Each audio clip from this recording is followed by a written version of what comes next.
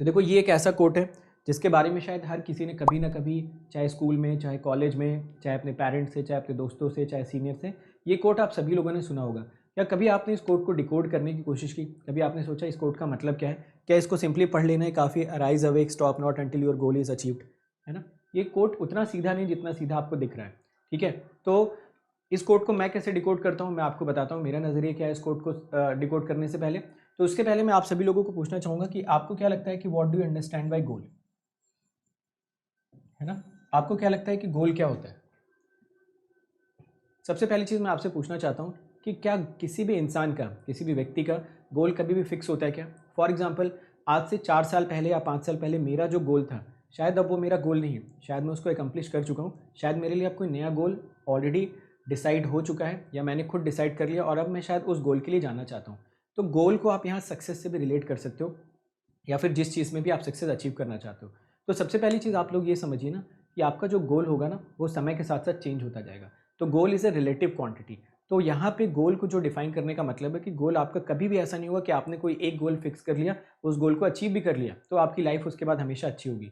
आपके गोल जो होंगे ना वो रिलेटिवली चेंज होते जाएंगे। जैसे जैसे आप लाइफ में आगे बढ़ते जाओगे, जैसे जैसे ज़्यादा सक्सेसफुल या कम सक्सेसफुल होते जाओगे, आपके गोल्स उसी के अकॉर्डिंगली सेट होते जाएंगे।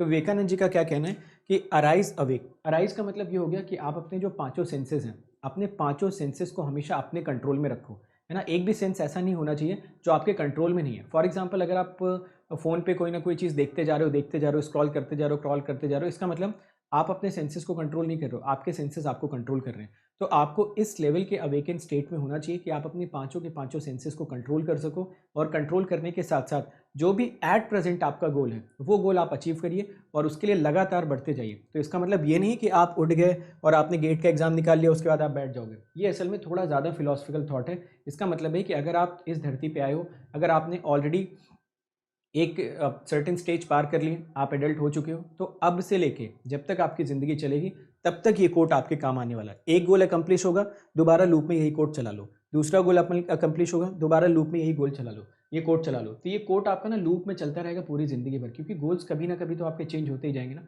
आप गेट का एग्जाम निकाल लोगे, आपको जॉब मिलेगी, तो जॉब में आप कोई नया गोल सेट करोगे कि यार मैं इस लेवल पर परफॉर्मेंस करूंगा ताकि मैं और अच्छे से अपने प्रमोशंस को, अपने आगे वाली लाइफ को, आने वाली लाइफ को और अच्छी तरीके से बिता सकूं। तो ये जो कोट है ना, ये असल में कोट हमेशा लूप में देखा जाना चाहिए। एक गोल अगर आपका अचीव हो गया है, ठीक है, तो स्टॉप नॉट का मतलब वापस से फिर इसको आप लूप में चला लो।